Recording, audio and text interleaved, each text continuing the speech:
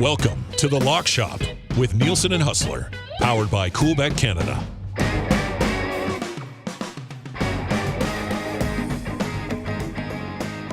$11:03 on a Tuesday. Thank you very much for being here. It is The Lock Shop. Dusty and I'm sure Hustle will be by shortly. Nasty Chat's already going. Of course, you can text us anytime.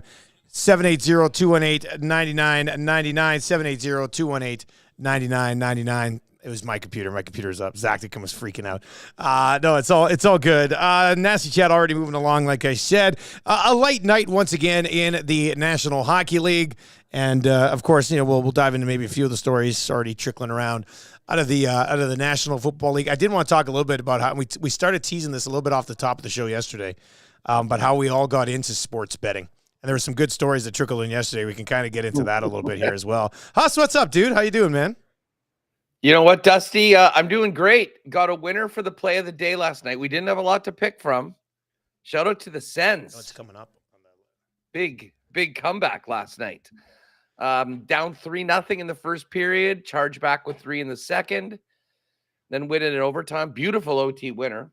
So that was nice. And other than that, I spent most of yesterday just consuming as much content coming out of the AFC Championship game as I could. Of course you did. And then as I tweeted out, without the Jets and without the NFL, I've been working on some art projects. Some art projects? Yeah, you haven't seen that? Check my Twitter out. Let me check. I don't even. Do I want to see it? Of course you do. When did you put this out? What is this? Let's see. This would have been yesterday. Oh my God. I don't know how I missed that yesterday. God, part of me really wants to think that you did draw that, man. Like, my God, that would be amazing. There's a couple. For folks that are listening, if you're wondering what I'm talking about, just go to Twitter or X at Hustlerama, and you'll see my put out no NFL and no Jets this week. So I'm working on finishing up some art projects and snapped a very lovely drawing of one Travis Kelce and Taylor Swift. I honestly, I just have to, I just have to give it. I've got to give it to the Swifties. They're unbelievable. Like, they are riding with the Chiefs so hard right now. And like, I'm going through girls, like their feeds where it's 99% stuff on Taylor Swift. And then out of the blue, like smack talk for the Ravens. Yeah. Or like, it's the best. I told you, and I listened, my tongue was for the most part firmly planted in my cheek. Yeah. When I said, when all this started, I go, guys, just watch out, because the union of the Chiefs kingdom and the Swifties is going to be the most unstoppable power ever. And guess what? It's actually turned out to be that way.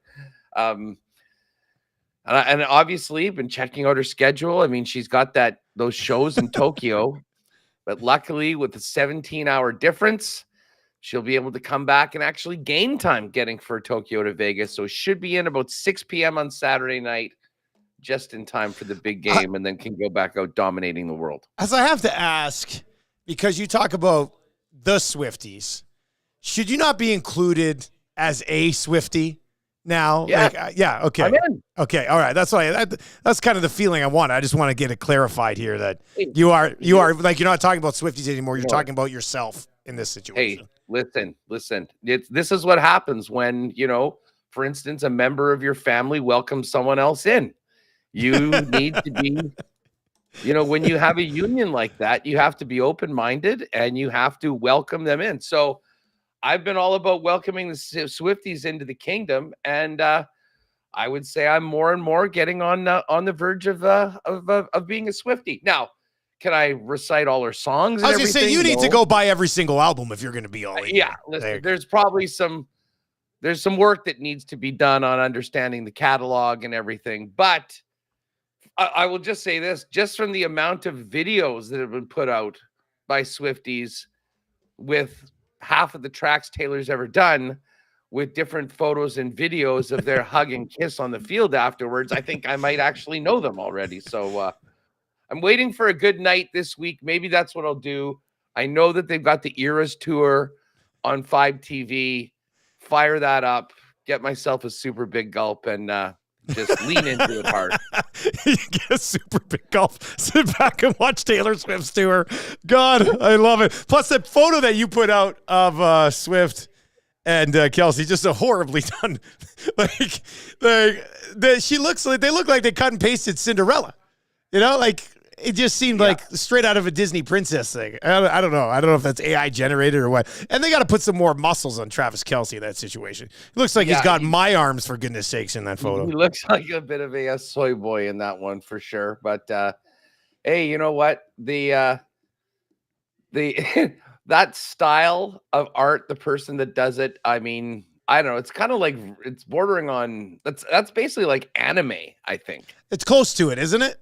Is that style? I don't really dabble in anime myself, so I don't really know. But I mean, I will say this: that is completely out of my league and character. But I did have some fun on Twitter with. There were a couple people that legitimately thought that I drew that. Come on, no, there wasn't. It's the best, but it got a lot. Oh, and another thing I did tweet out yesterday. That idiot CJ Johnson Gardner. Oh, dude, I saw that. He talks too much. And then that business with the like waving at everyone late in the second quarter, as I put out another example of an early wave going very we all fully support the anti-wave movement here. And that was I mean, that's a different variety of it, but I still think it very much fits the bill. So that one stung a little bit for sure. Nasty Chat's already going. Nasty Chat hit a little parlay yesterday, which was nice. And Sobkirk is saying that Duck Dad is better than Rod Z, LOL. Duck Dad, greater side, Rod Z, which I love seeing other lock shoppers just like comparing some of our go-to guys in the chat there, which is hilarious. This is like, think about the old school Jim Rome show.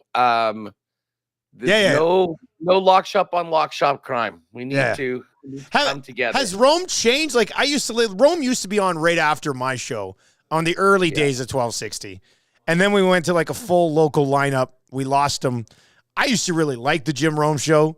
I haven't listened to Rome in a long time. Like, has it changed or is it still the same? Because as a show, I always respected them beating the same shtick to death.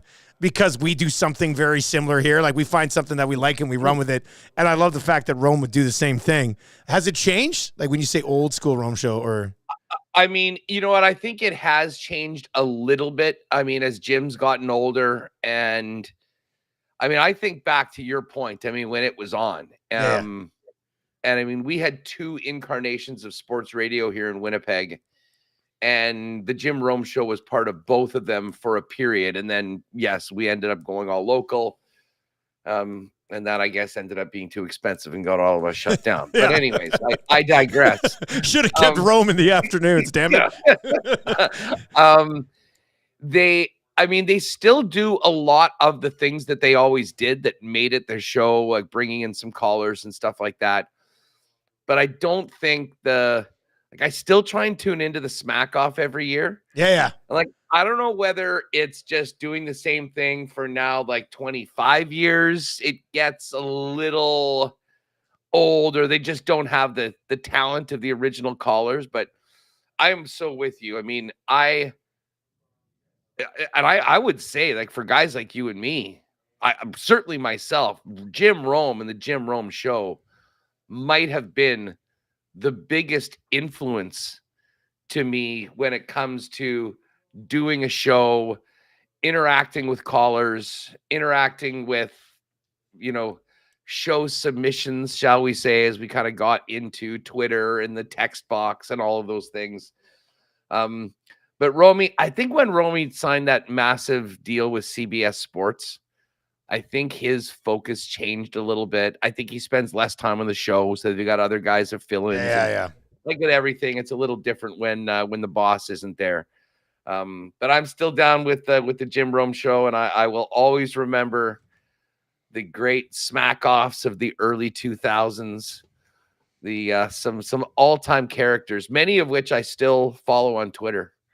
and keep tabs on. Yeah, just to see what's going on. I mean, great shows have characters of their listeners. 100%, buddy. And they did it better than anyone, and you guys still do a great job on that over at EST. Yeah, people just get committed when they feel like they're a part of it. It's just how it works. And yeah, it's been going pretty well from that angle too. Let's see here. Big Maple Sports Cards says, guys, just before I get this week, UFC this weekend has Roman Dolidze at plus 140, which is wild to me. And Mark says thank you to him. Mark is also in and saying the McRib is back today. Huss, were you a big McRib guy? McRib is back for all those observed. I said today, I've never had a McRib, buddy. I don't ever remember ordering a McRib. So maybe today's the day. I will be getting one probably today. Yeah. I always loved the McRib. And again, it's one of those things where if it was on the menu for 12 months a year, it's probably not your go-to, but it's just a very unique sandwich. The barbecue sauce is great. And I don't know. I'm very glad it's back. We saw it back last year in the States, and it was sort of like, well, wait a second. Can Canada get out of this? How come we're getting hosed here? Apparently, it's been 10 years since the McRib was on board. Yeah, long time. But you know what? While you bring up a fast food item, it does bring me to maybe one of my biggest pet peeves. Wendy's has right now the bacon portobello mushroom melt. Okay. Which, for my money, is the best fast food burger. Wow. Like of any of the big, like if you include, McDonald's, Wendy's, Burger King, like the big regular burger joints that you'll see around A&W. I maintain, I've always been a Wendy's guy, but that bacon mushroom melt is just the best. And for years, they put it out right now. And I remember having a sponsorship meeting with a guy like a long time ago for doing something with Wendy's. And he had all the franchises here. And I said, listen, man, I got a question for you. What the hell do people need to do to get this bacon mushroom melt on the regular menu? Like, you guys are just throwing money away. Everyone knows it's the best. And he goes, well, I agree with you for the record. But Wendy's corporate has always thought that if they take it away and bring it back, it maintains a special, a special cachet, if you will. And what they do is once everyone is out of the holidays and everyone's like, okay, I'm not eating crap anymore. Oh, I'm gonna get 3. Like everyone else, like puts some sort of healthy thing on it. Wendy's goes the other way. That's when they throw the bacon mushroom melt out right now. So I mean, we basically had it for January into February. And then it's going to be gone. And we're going to need to wait this entire rest of the year. And like, I don't know, just from a business standpoint, if you have an item that is so popular, that spikes your sales, that everyone universally loves, why the hell would you not want to keep it there all the time? And the franchisees want to. I'm telling you, this is a little inside baseball or inside. They want it. They want it because it moves the needle, right? It moves the needle. It's the best. Yeah. I mean, they sell more. This is the theory with the 6 o'clocker lager. It's selling like crazy, so it just became a permanent thing. Like, this is not seasonal. They're not bringing it back. We launched a couple tanks of it. It sold like nuts, and Alley Cat right away was like, oh, no, this is our main lager now. Like, this is going to be everywhere. And I was just like, okay, that makes sense. Even though the first couple of runs were great, and it'll eventually sort of like level out, had to be there. Had to have it. Indeed. Do you want to get to? I do want to get to. Their lines moved a little bit in the Super Bowl. We've got a bunch of other props, but why don't you kind of tease this, Dusty? You start off. When did you start dabbling? Yeah. It was good. Yesterday, right before you popped on, kind of got in there, and there was a few people in the Nasty chat. A few of them were like, Dusty, I just started sports betting because of you. And I was just like, okay, well, but for me, it was in junior high school because we had a friend who was a couple years older, and he was in the high school. And the high school was right across from the mall. And he'd always go over to the mall at lunch and hang out at the sports card shop. And there's a bunch of other older guys hanging out at the sports card shop. So we'd put together a ticket on the bus in the morning. He'd take the ticket over to the sports card shop. The sports card shop guys would go right down to the Lotto Center, get us the ticket. By the time we get on the bus after school, we've got our BC Sports Select or whatever it was at the time ticket for the night, which was it was amazing. So that's how I first got into it. And we did that all the way up until he graduated. And then I was off of it for a bit. And then when I moved to Fort Mac is when really took it to the next level. My co-host up there was a huge sports gambler. I loved it. And we started betting on absolutely everything on then. And that's when I first started getting in online. So this would have been 2005-ish. I think my first account was at Sports Interaction way back in the day. And we used to bet heavy in the morning while we were doing the morning show together, like overseas tennis and stuff. So that's where we really, really got into it. But yeah, started in high school, went away in the early 20s, and then back into it pretty good around 26, 27. Yeah, now what about pools? Like, what about hockey pools? Oh, I mean, hockey. That's a good question because that is like the gateway drug, right? Like that's the gateway drug. First hockey pool I would have been in. We had a hockey pool. I'm pretty sure we were about 12. Me, my one buddy was 12. My buddy who would eventually get us our gambling tickets, he was 14. And then my dad. And we just had a 4-man. And I had a full-blown ledger that I would update on Tuesdays when we got the newspaper.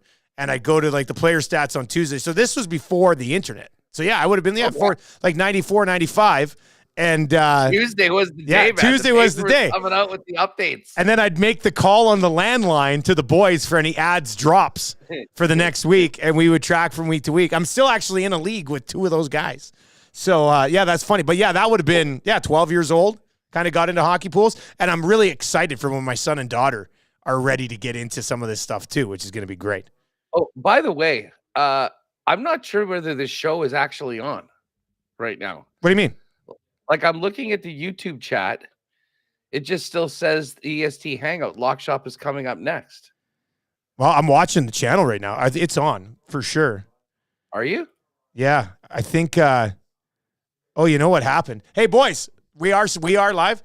Hey, can you tell somebody? I think the YouTube is still streaming on the Hangout. Somebody go in there on the laptop and hit stop. What's that? Yeah. Trev, just hit stop on Wirecast in there. Yeah, good looking out, Huss. But everyone's like, I saw the Lars, why is it me or is there nothing going on here? And I just thought it was more like our conversation. And then I realized, oh, actually, no, there's nothing on the screen right now.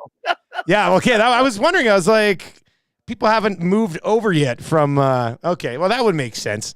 Yeah, Maddie had a call right after Hangout today, and it's his birthday, so we gave him a cake. So everybody kind of just walked out of the room and didn't start streaming. So you would have had to flip over and hop on here. So that's good. I'm sure we'll get a few more guys rolling in.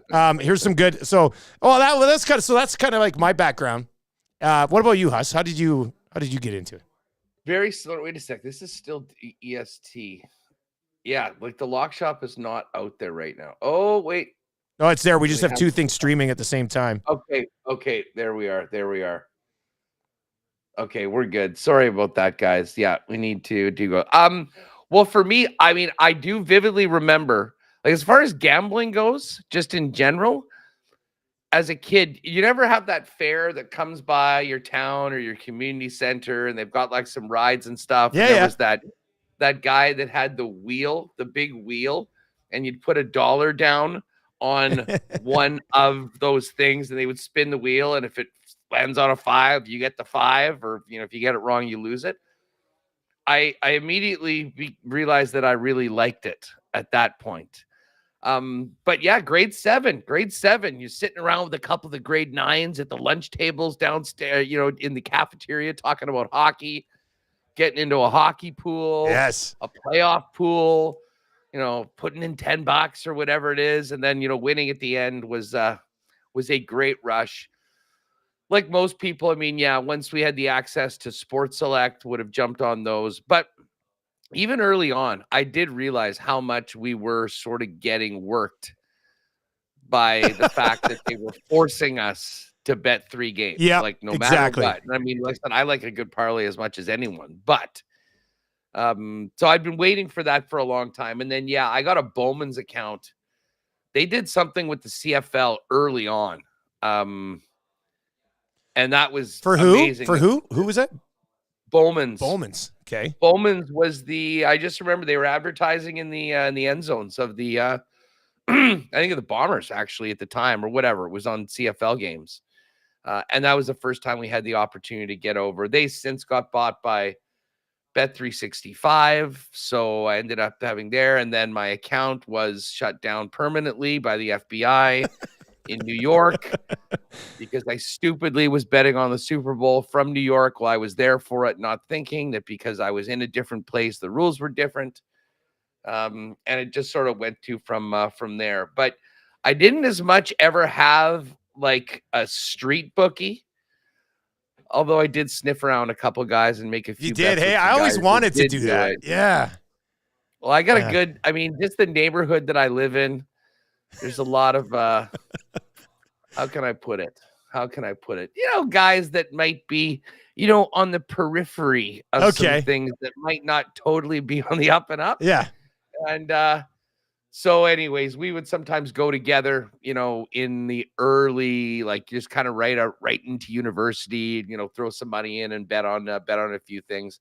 But like with everything, the internet's changed all. And now the ability to fire up CoolBet and go on and, you know, look at all of our options, everything moving forward. And, it's a heck of a lot of fun. And, you know, even on nights like tonight, where we've only got a couple games to talk about in the National Hockey League. PWHL got anything going on tonight? No. NBA, you can maybe lean onto the NBA. We do have the Raptors playing the Chicago Bulls tonight. Pacers Celtics actually should be a pretty good game. Lakers in the back-to-back. They played last night, got spanked by the Rockets. And they get the Hawks tonight. I think they're like 5.5-point dogs. Couple of good comments here that have rolled into the nasty chat here. Sobkirk says, see you later, DVD. I started sports betting in 92, 93 at the Elmra Raceway in Ontario with my grandpa at the ripe age of 7 to 8. He would pick a horse and away we went. Rest in peace, Gramps. Yes. Horse racing was a good way to get into it too. I remember actually, you know, I was probably betting on horses before I started betting on sports because, maybe. We used to go to Lethbridge, and Lethbridge had horse racing. So we'd pop over there every once in a while, and we'd go to the track when I was younger. That was fun. No doubt about it. The first ever wins, either those dollar games at the carnival, of which the carnies were more than happy to let 8-year-olds bet. No problem. No questions asked. That carny life's got to be a hard life, man. Like, you got to be grinded. Like, my God. What? Hey, you know, we've done like a behind-the-scenes documentary show of just about every other profession in the world. Sign me up for the Carney 24/7 show. Oh, my God. How is that not already a thing? I feel like it is, and we're not aware. You know what? Maybe we put our heads together and pitch that. That's the Edmonton Sports Talk and Winnipeg Sports Talk presents the Carney life. Yeah. I mean, the characters, the backstories of how they ended up being carnies in the first place. Yeah, that's a good point. Maybe it's like, is it in their blood? Like, are they a 4th generation carny, or are they a runaway carny? Like, who knows? Yeah. Someone just were down and out. Oh, I can get a job. I can get out of town for 4 months. I'm in. Just, you know, do it. Like it. You know, I think this might be one of the best ideas we've ever had. It's up there. I have a carny story when I was working in High Prairie, my first radio job. I don't know if I told you this one, but it was like, well, actually, you know, the carnival came to town in High Prairie, not a big one, but we went out and there's really not a lot going on in High Prairie. It's 1,500 people. So myself and my co-host go out. We're sitting there. I was just like, oh, you know, have a drink. I got to work tomorrow morning super early reading radio news. And this guy sits down with a full tray of beers. He just sits down, puts the tray in between us and goes, can't remember his name, but he introduced himself as like, I'm Mike and I'm a carny. And I was just like, yes, this is awesome. So I sat there, drank the entire tray of beers with this guy, yada, yada, yada. The next day I get a call. I woke up. I don't even know how I got back home in High Prairie, which was, I don't even know there were taxis in High Prairie, but I got home. My morning co-host calls me at like 10 to 6 and is like, hey, your news is up in 10 minutes. Where are you? And I was laying on my bathroom floor. I was just like, uh-oh. So I get up. The carny got me. Yeah. I got carny, basically. So I run to the station. I didn't live far. I lived like 4 blocks. I run to the station as fast as I can. I get in just as the news sounder's going. I sit down and she looks at me and she goes, "You can't read the news right now." I said, "No, I can't." So we missed it. She comes over. She goes, "You reek like booze. You have to go home and shower." So I was like, "Okay." So I ran home, showered, then came back and read the 7 o'clock news. So that's the only night I've ever been around a carny, and it just led to like carnage, for lack of a better term. Like that was wild, man. So yeah. Anyway, I guess what I'm saying is, I'm willing to invest in driving a Life of the Carney show. I think that'd be great. The Conklin, what is it? Conklin Tours or Conklin Games? That's the group that makes it happen. You could make it. Listen, the characters from that show would be something else. I see Spency 5 Centsy. Great story. My very first bet was on last year's Super Bowl coin toss and won. Now I'm hooked. The coin toss. Well, the good old coin toss bet. Is the toss up yet? The toss won't be up yet, I don't think. I mean, what more do you really need to do, though? I mean, the toss should be pretty basic. It will. I mean, I think it will be up. Oh wow, the post game's up already. The color we've got the Gatorade color already. What else do we got? Wow. Have we got anything beyond Gatorade color? Well, here's position of player to pour liquid on winning coach. Oh my God. Have we ever seen that one? Defensive, both offense, defense. So that's together. No, I think that might be a new prop. I lean offensive because it always seems to be the O lineman. Like the O lineman, the big boys. Yeah, they usually seem to get it. And I guess. Well, what about in a kneel down situation and the offensive line is out there? That's a good point. I guess if it happens in victory formation before the guy gets off the sideline. That's tough then. Yeah, that's a real. What are the odds? Offensive -110, defensive +150. Yeah, and then if they've got both offense and defense, I guess holding it when they put it on. I don't think I hate the value on a joint effort at +450. You know what? That'll be a line that will really continue to run. I have to think back to what the Chiefs put on Reed last year. We got to dive into it. I think it might have been orange, if I recall correctly, but purple is the favorite at 2-1. Blues at +250. Orange +375. Green, yellow, lime +400. Red, pink +500. And 18-1 on clear or water. The line seems to have sort of just settled at 1.5. You think? Yeah. At 1.5, but you know what? It's funny, and I haven't seen Coolbet do this before, but now, before it was always spread, total, and then the money line would be on the far right. The money line's the main bet now with this Super Bowl, and it makes a lot of sense because 1.5. I mean, you're basically looking at do they have a half? Well, the thing is, there's no point doing a half point because there's no ties in the Super Bowl. So basically, it goes from 1.5. It starts at 1. There is 1 on either side. If you want to take the Chiefs -1, it's +110. +1 is -101. But I think we're going to end up. I mean, it'll probably stay in and around 1.5. But I think if there is movement, it'll be on the money line. Now, again, this game opened, I want to say, at Chiefs. Well, it was 3. I don't know whether Coolbet even had it at 3, but whatever books put it out at 3, it immediately went down to 1.5.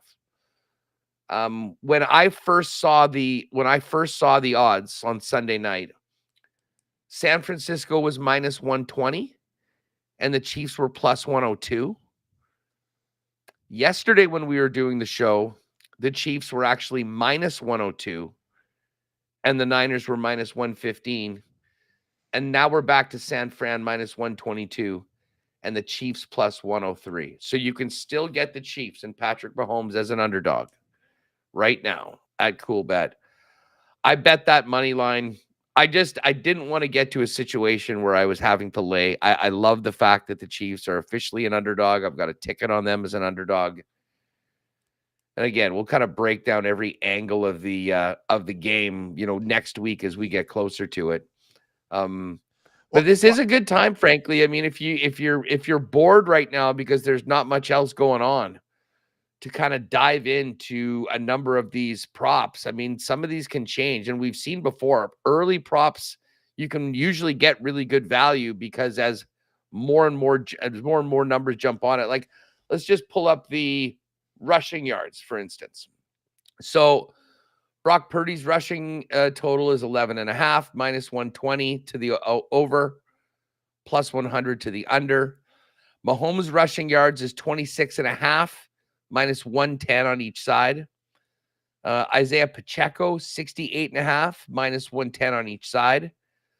McCaffrey rushing yards, 88.5. That's one that has either gotten action and moved or started there. I didn't see where it was, but that's one that is minus 132 to the over, plus 109 to the under. But as we know, especially with some of these games, Dusty, you know, I think a lot of people are sort of notorious for looking at the props a little later. And by the time you get a certain number, I mean, sometimes you're laying minus 147. I mean, sometimes they'll just straight up change the line, and all of a sudden you'll need to get 3 more yards to get the over than earlier on. But right now is a good time to probably sort of dive into it. Maybe later on this week, in the next couple of days, make an early little prop report. I don't mind this Isaiah Pacheco at 68.5. Although I was doing the math right, so I've got that 68. I think I've got about a 65 or 66 yard gap between Pacheco and McCaffrey for that 18-1 playoff future. Okay, yeah. So essentially, the only way I can lose that is if McCaffrey outruns Pacheco by 65 or 70 yards. So I was trying to put that in. The difference as far as the odds is 20. So that bodes very well for the Pacheco for that Pacheco future right now. Jake is in the nasty chat. Says the reason the money line is where it is, so you can see the money split between the Niners and Chiefs. So you can click on the little dollar sign, and I'm looking at it right now. And you have to log in to get the accurate numbers. There's just over 12,000 that's already been bet on the money line. 93% of that is on the Kansas City Chiefs. 149 tickets on the Chiefs, 38 tickets on the Niners. So it is all Kansas City money right now at Coolbet. That makes me nervous. I mean, there's few things more powerful than everybody being on one side. The fact that has been the case, though, and we haven't really seen the line move very much is kind of interesting. I mean, you know, heck, the line's gone from minus 102 yesterday to plus 103, and it still is where it is. Now, as far as the Super Bowl handle goes, I mean, that number is probably just a tiny fraction of what will actually be bet at the site as we get closer to the game. But it's all there. What do we got for TD scores here? Anytime touchdown scores. McCaffrey, minus 227. Pacheco, minus 125. Kelsey, minus 110. Rashee Rice, plus 138. Interesting that 3 of the top 4 are Chiefs, other than McCaffrey being a massive, massive favorite. Ayuk and Debo at plus 150. Kittle, plus 163. And then Mahomes at 4-1. Edwards, Hilaire, and MVS at plus 550. Jawan Jennings, Justin Watson, plus 600. Purdy, plus 650. Sky Moore and Kadarius Toney. I doubt those guys even play. 7-1 and plus 750. Elijah Mitchell, he got in last game, 8-1. Yep. Well, Gray, 8 plus 850. I am trying to think about who's going to be, like, think about last time that they played. You know, you had those plays that the Chiefs had, basically the identical touchdowns. One was Toney, one was Sky Moore on that play that they just reversed and completely bamboozled Nick Sirianni. Who would be those guys? Like Mecole Hardman, 12-1. I'm not sure how much they trust Mecole, but it would be interesting. And he's certainly fast enough for what some of those gadget plays that Andy Reid likes to run. Justin Ross is 14-1. I don't think he'll be in the mix, but I guess we'll see. Warner in there. Richie James at 10-1 is interesting. He's kind of doing more returning right now, but did get some looks last week. So there you have it. And first touchdown score, McCaffrey's 350, Pacheco plus 550, Kelsey 6-1, Rashee Rice 8-1. They've got last touchdown score. They've got to score 2 touchdowns or more. McCaffrey plus 255, Pacheco 5-1, Kelsey plus 650. Kind of funny. If I told you that there would have been a Kelsey number to score 2 touchdowns a month ago, people would have looked at you sideways. Yeah. But he is just back to being the Kelsey that we remember after saving him for the playoffs. Mark, after season that looked like he was 36 years old. Mark on the Nasty Chat says a $25 Sam Darnold MVP bet pays $5K. Wouldn't that be something? Hitting a Sam Darnold MVP bet, that'd be quite the seed. I like that. What is the MVP? I'm looking at the MVP right now. Mahomes plus 120, Brock Purdy plus 220, McCaffrey at plus 450, Kelsey 16-1, Debo 30-1, Brandon Ayuk 33-1, Pacheco 35-1, Kittle and Rice at 40-1, Chris Jones 50-1, kind of rounding out the top 10 there. Here, this is always a great question when you get to the Super Bowl. If you're betting the Chiefs, say you think the Chiefs are going to win, are you better off putting your money on the Chiefs money line or just Mahomes to win MVP? Yeah, that's a good point. Like it's hard to imagine the Chiefs winning and Mahomes not being the MVP. Yeah, unless it's like a 3 touchdown game for Kelsey or something. And Mahomes doesn't throw a touchdown anywhere else. You know what I mean? Like that's a rare path. A rare path for that. So what would be the Although I'll say this, that the Chiefs are that team that is not really spreading the ball around very much. I mean, if you look at the targets, you look at the catches. Rice and Kelsey, right? Rice and Kelsey. The thing is, though, with Mahomes and his aura, like, even if that was the case, I think Mahomes still gets MVP. What do you say in the chat to that? Sprinkle Tony Huss. That would be just a little. Listen, a little. If Tony didn't go off on Instagram on the morning of the AFC Championship game, shit talking the team and saying how they're full of it for putting him on the IR, he's not injured. Well, they did say it was injured and personal reasons, Kadarius. Maybe read the room. I would doubt that he is going to be even with the team in Vegas. So that'll be something that we'll pay attention to. But yeah, the MVP's out. It is great to have all this stuff very early. Yeah, no, that is nice. The half totals. By the way, have you seen what the Chiefs defense has allowed in the second half in their last 9 games? Is it almost nothing? 6, 0, 7, 0, 3, 0. Like, who are they? The 2021 Bombers? Not more than 7 points in the second half. Listen, there's some similarities to that, although hopefully that's the team that gets the job done. Yeah. At the end. First half money line is a little different than the game. Chiefs minus 102, Niners minus 125. And you can win. Okay, so here's some interesting ones. Like Chiefs to win both halves. Plus 370 for that. No, minus 526. Niners to win both halves. Plus 335. No, minus 455. First half 2-minute warning at exactly 2 minutes. Yes, minus 500. No, minus 455. Sorry. No, plus 360. Okay. Plus 360 and minus 500. So that's a bet whether there's a play running when you get to 2 minutes. Yeah. Normally if the clock's running, we'll let it run down. And stop. That's a new one. I've not heard that one before. That one's under the halves. Then there's quarter betting too. First quarter spread.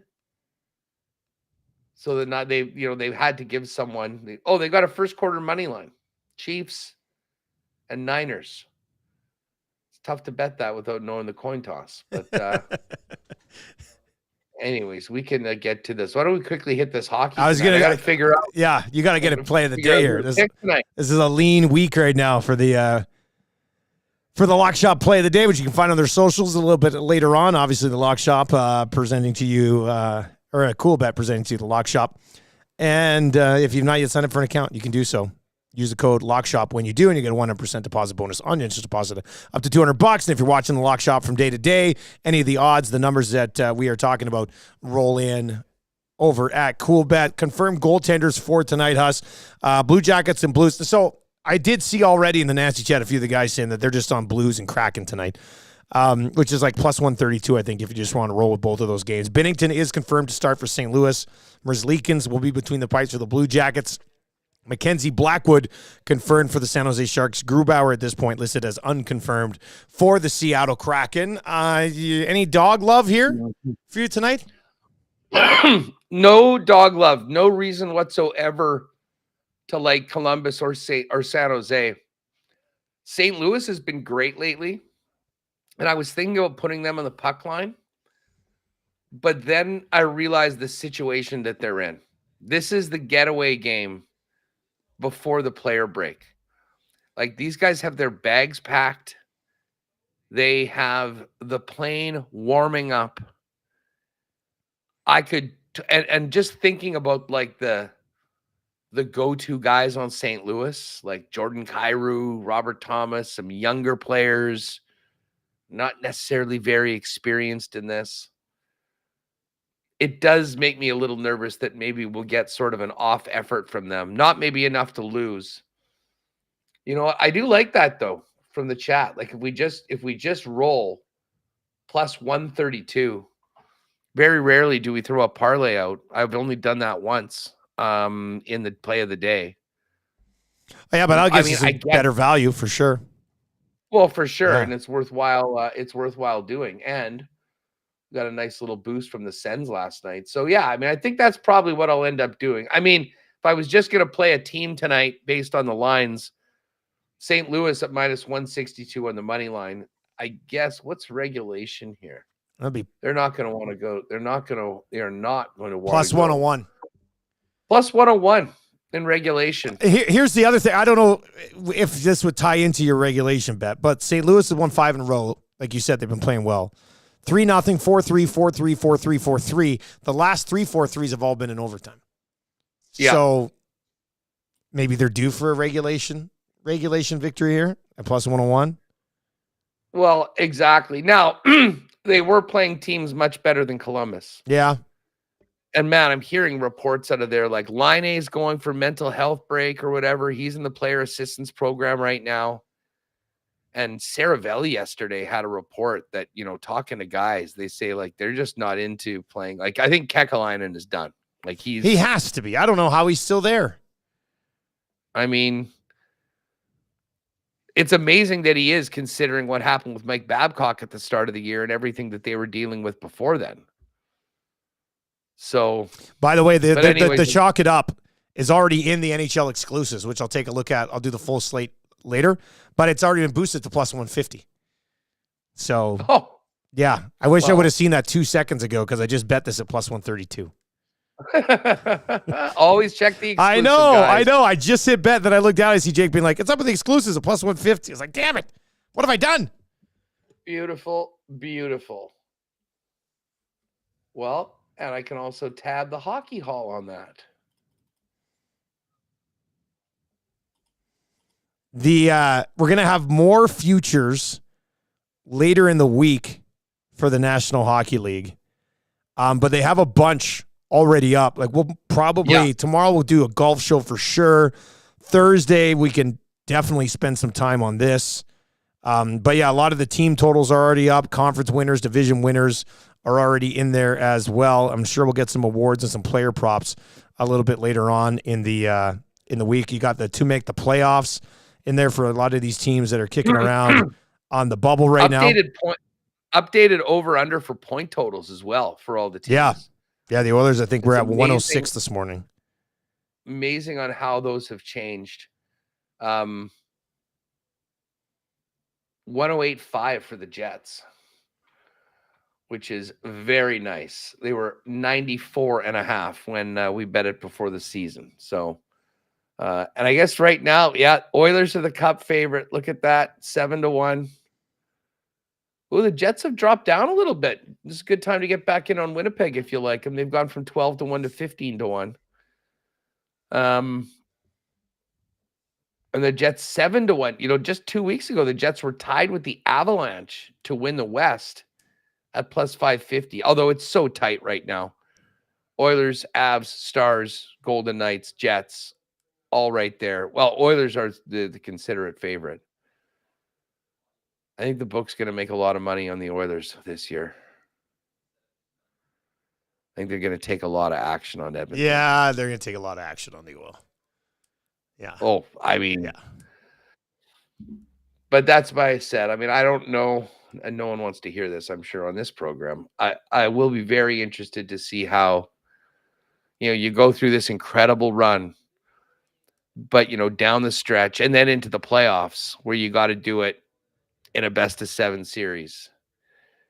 Like, is their blue line good to go? What can they do at the deadline? I'm sure you guys are we spend a lot of time on that, man. How much ability do they have, especially now that they've added Perry? Right now, and I was exchanging DMs with Puckpedia yesterday.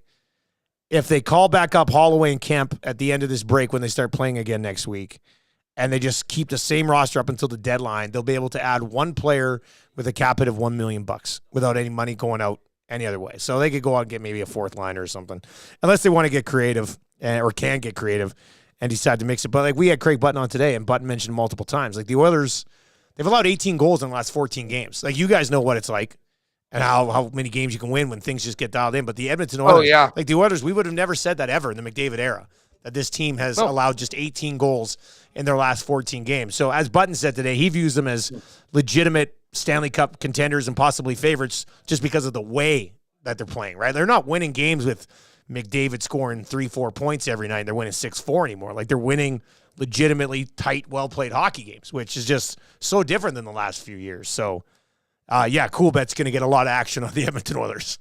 I promise you that. That'll definitely happen. That might be done. And, this is interesting, though. Central Division.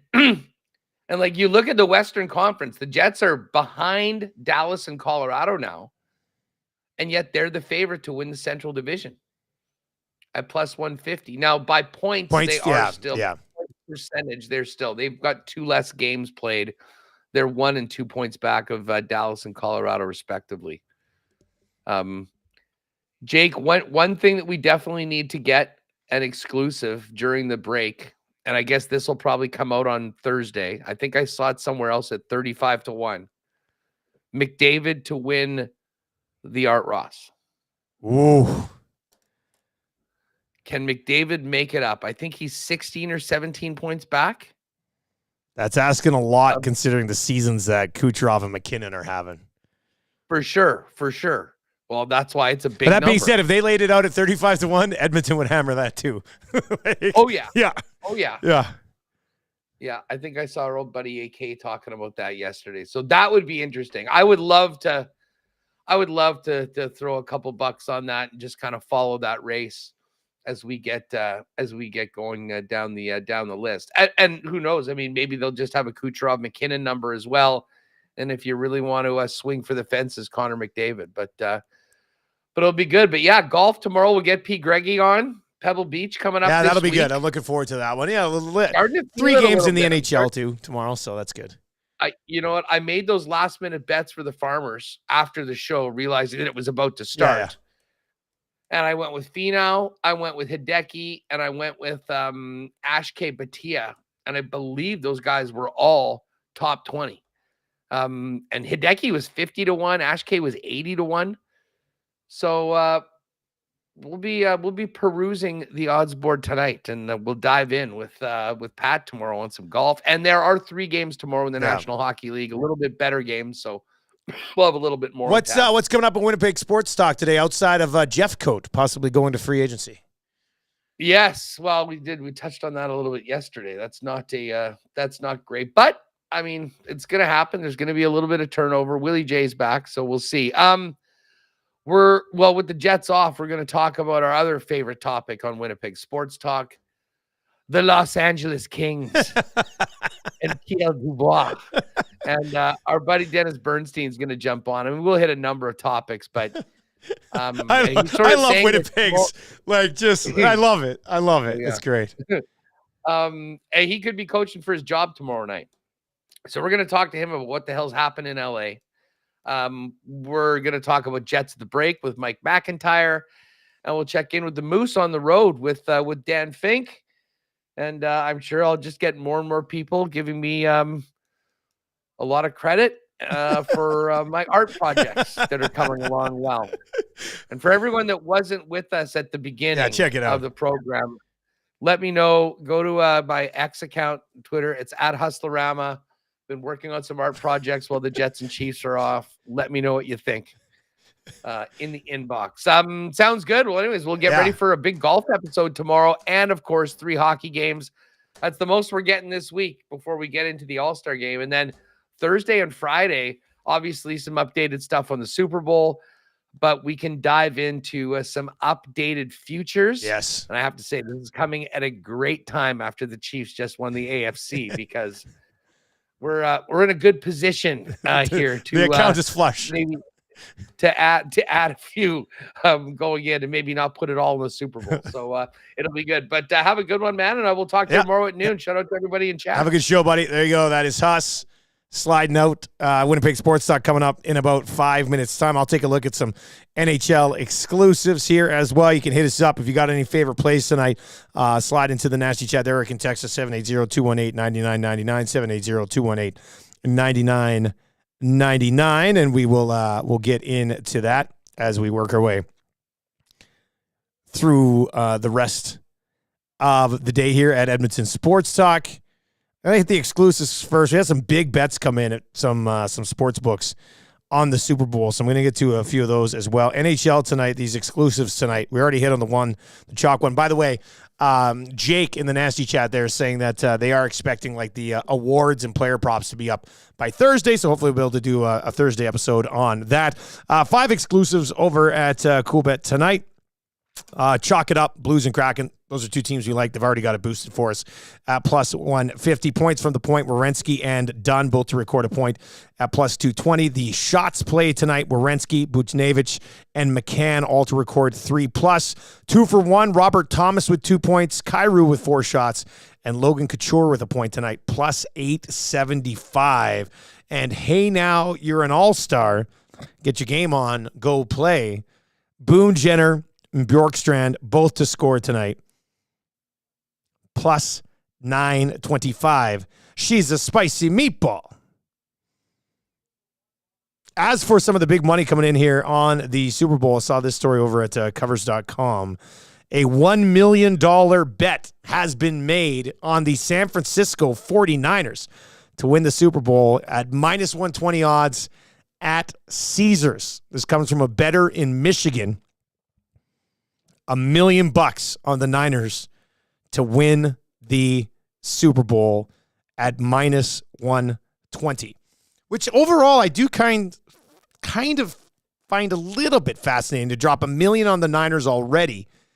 When I think if there's any sort of movement here, you might be able to get the Niners at better than minus 120 at $1 million if you're to wait till next week. I don't think you're going to have to settle for a worse number, I guess is what I'm saying. Like, this number is not going to move in favor of the Niners much, I would think. So placing $1 million on the Niners right now kind of surprised me a little bit. I mean, I wish I was in a spot to do it. That guy hopefully has hundreds of millions of dollars and doesn't just have like $1 million and just put it all on the Niners. That's a tough one. That's a bet against Patrick Mahomes in a Super Bowl, which a little sketchy. And then on Monday, a bettor at South Point dropped $105,000 on the Niners to cover the -1 spread at minus 105 odds, and then also added a $57,000 money line ticket on the Niners at minus 114. So hoping for the push on the Niners at the 1, and then throwing 57,000. I think some of these bigger numbers this early kind of surprised me. Kind of surprised me a little bit. But hey, if you have the money and you're a risky boy, it's something that you can certainly try your hand at and try to turn things around. Jake, I don't mind that suggestion of Kucherov and McKinnon versus the field. Now, with that being said, when you look at scoring leaders right now, who is going to track down? So basically, you're going Cooch and McKinnon versus Pasternak and McDavid. That's essentially what this is. Like if you were to go Cooch and McKinnon versus the field, you basically just get McDavid and Pasternak because JT Miller's not catching those guys. Ranton is not catching those guys. Pasternak is at least like within 13 points of the league lead. He could go on a heater and catch them. And McDavid right now is 18 points back of Kucherov in the race for the Art Ross. McDavid obviously can make up 18 points in like 6 games over a good stretch. So you're basically Kucherov and McKinnon versus the field is basically Kucherov and McKinnon versus Pasternak and McDavid. I don't know. I mean, if the odds were, what did Huss say, 35-1 or whatever, I'd definitely sprinkle 35-1 because McDavid's a freak. But that's still a lot to overcome when the Oilers aren't, scoring a ton of goals in a lot of these recent victories. So something to think about as we get ready for those player props to be posted hopefully by Thursday, so we can dive into them right here on the Lock Shop. Hopefully the two favorites can get it done tonight in the National Hockey League. 2 guys and a goalie coming right up here with myself and Gage and Cass. We're taking a look at the Oilers as they hit the break here. We'll dive into a bunch of different things with the Edmonton Oilers. We're going to give you each our 3 Hart Trophy candidates at this point of the season as well. We'll certainly get into that. Is McDavid on that short list right now? And doesn't really matter. We'll get into that. I got some Gage and I were talking last week about the new Roadhouse trailer. So I got some Patrick Swayze trivia we'll get to on 2 guys and goalie today, which should be a little bit fun. Make sure you stick around. Make sure autoplay is on YouTube. I'll take you on over to 2 guys and a goalie, which will be firing up right away. If you are listening on TuneIn or at EdmontonSportsTalk.com, you get a little dose of Whale and the Wolf, and then 2 guys and a goalie as we talk about the Edmonton Oilers' miraculous run and how they are being viewed as the Stanley Cup favorite once again. Thank you very much for joining us here today. Good luck tonight. We will talk to you tomorrow on The Lock Shop.